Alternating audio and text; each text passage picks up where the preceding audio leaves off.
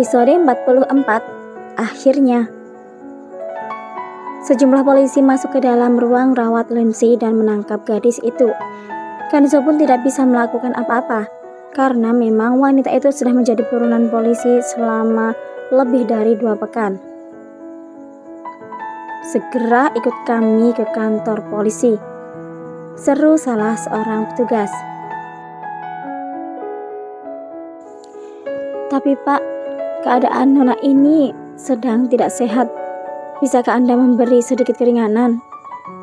ucap Kenzo Iba melihat Lindsay yang hanya diam saja. "Kami akan merawatnya di rumah sakit kepolisian. Jadi sekarang kita harus membawanya, Tuan.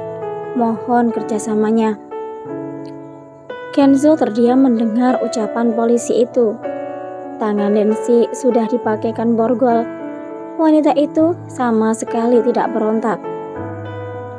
Kemudian, para petugas segera membawa wanita itu. Sepertinya Lindsay sudah pasrah dengan keadaannya, karena dia juga sudah menyesali semua perbuatannya itu. Dengan masih sedikit lemas, Lindsay berjalan digiring beberapa petugas dari kepolisian. Kenzo hanya bisa memperhatikannya dari belakang tanpa bisa melawan. Awalnya memang keinginan dia menyembunyikan Lindsay karena akan menyerahkannya pada Kevin. Tapi entah kenapa, setelah Kenzo melihat Lindsay yang ingin mengakhiri hidupnya, dia menjadi merasa iba. Setiap manusia pasti punya kesalahan. Apabila dia telah menyesalinya, kita juga patut untuk memberinya kesempatan kedua. Kevin yang saat ini sudah sampai di area pemakaman Stuart mendapatkan panggilan dari seseorang yang mengatakan bahwa Lindsay sudah tertangkap. "Baiklah, aku akan ke kantor polisi setelah ini. Terima kasih atas bantuannya." "Ada apa, sayang?" tanya Mira. "Lindsay sudah tertangkap, sayang. Kita nanti akan mendatanginya di kantor polisi," jawab Kevin. "Benarkah? Di mana mereka menangkap Lindsay?" tanya Mira. "Parasuranku melihat dia berada di rumah sakit bersama Kenzo. Karena aku tahu Kenzo yang telah menyembunyikan Lindsay selama ini. Jadi informasi ini tidak sulit untuk didapatkan. Semoga saja Lindsay bisa menyadari semua kesalahannya dan Stuart bisa tenang dalam tidur damainya. Aku sangat bersyukur bisa bertemu orang seperti Stuart. Mungkin orang itu memang ditakdirkan menjadi penyelamatku," ucap Mira menatap tulisan yang bertuliskan nama Stuart itu.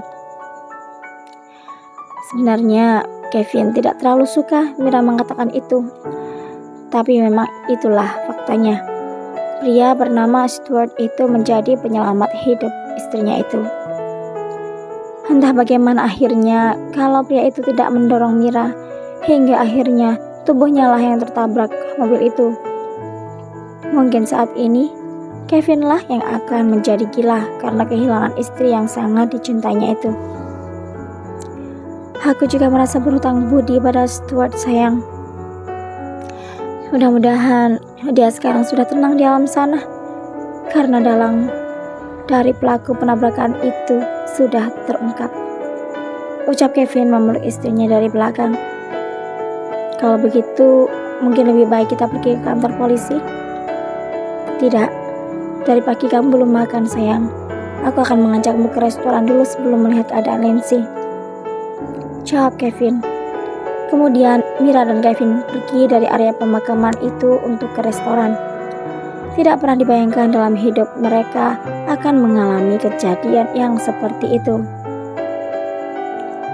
Di dalam mobil, Kevin menatap istrinya yang sedari tadi hanya melihat ke arah luar jendela mobil. Kemudian pria itu mendekat dan menarik Mira ke dalam pelukannya.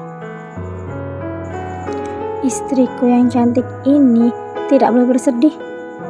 Ingat saat ini kamu sedang hamil keturunanku. Jadi, jangan membuatmu terlalu memikirkan hal-hal yang bisa membuat keadaan drop. Mengerti? Ucap Kevin menasihati istrinya. Mira melingkarkan tangannya ke perut Kevin. Tiba-tiba dia merasa sedih kembali, mengingat hal-hal yang sempat mengguncang batinnya. Aku sedih sekali. Kenapa semua ini harus terjadi padaku?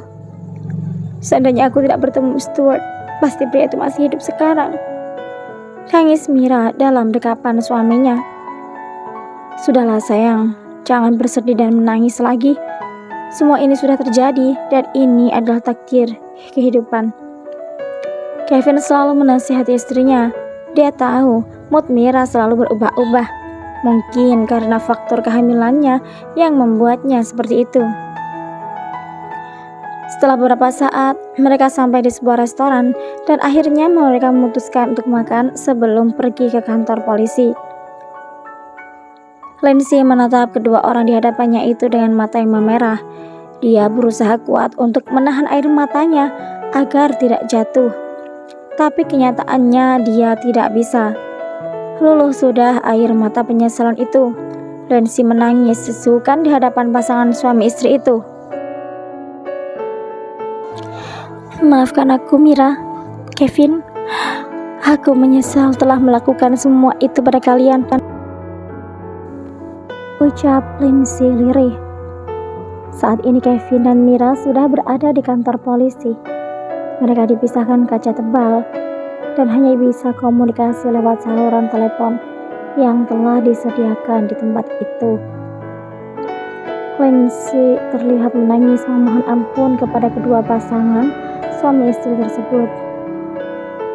Semoga Tuhan bisa memaafkan perbuatanmu, Lindsay, dan bertobatlah, ucap Mira. Lindsay tidak bisa berhenti menangis, berganti menatap mantan atasan sekaligus sahabat baiknya itu. Kevin, maafkan aku menyesal. Tolong jangan membenciku. Kevin hanya diam tanpa menjawab. Dia hanya menatap Lindsay dengan tatapan datar. Setelah waktu yang ditentukan habis, akhirnya Kevin dan Mira pergi meninggalkan Lindsay. Bahkan Kevin tidak berucap apapun terhadap wanita itu. Wanita yang dulu pernah dekat sekali dengannya, bukan sebagai pasangan kekasih, melainkan sebagai sahabat dari masa kuliah sampai sekarang ketika sudah sama-sama bekerja. Puff Lindsay. Aku tahu perbuatanku tidak akan pernah bisa dimaafkan. Tapi sekarang aku telah menyesalinya.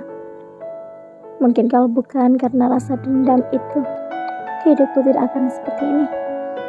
Kini semua orang telah menjauh. Bahkan orang tuaku tidak ada yang mau melihatku di sini.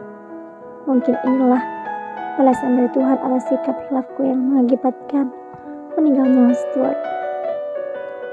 Stuart, kumohon, maafkanlah aku. Tolong beristirahatlah dengan tenang di sana. Aku sudah menyesali semuanya. Hidupku sudah tidak ada artinya lagi. Mungkin ini adalah hukuman Tuhan untukku. Tidak ada keluarga, teman, bahkan orang yang menyayangiku. Puff N. Kevin merangkul istrinya dalam pelukannya. Mira yang saat itu merasa lemas karena stres berat, akhirnya pingsan di dalam mobil saat perjalanan pulang dari kantor polisi. Sayang, ada apa denganmu? Sayangku, bangunlah. Kevin disuruh menepuk lembut pipi istrinya. Bertahanlah istriku. James, cepat ke rumah sakit sekarang, suruh Kevin pada sopirnya. Baik tuan. Bersambung.